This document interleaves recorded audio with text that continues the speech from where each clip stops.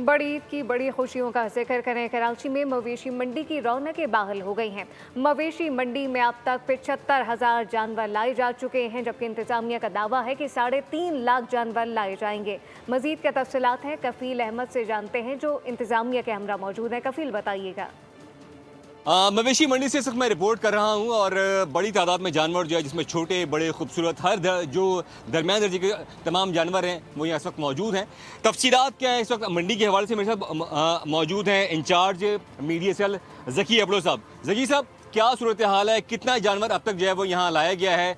देखें जी, 19 अप्रैल से इस मवेशी मंडी को हमने फंक्शनल किया था और माशाल्लाह अब 1 महीने से होने को है।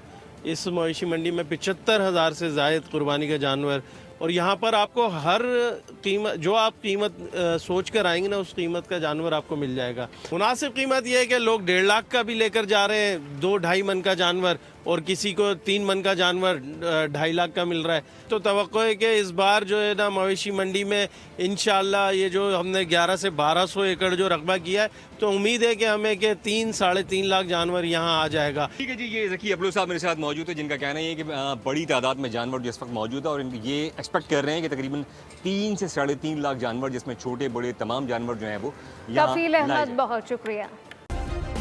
सब्सक्राइब करें और बेल दबाएं ताकि कोई खबर रह न जाए।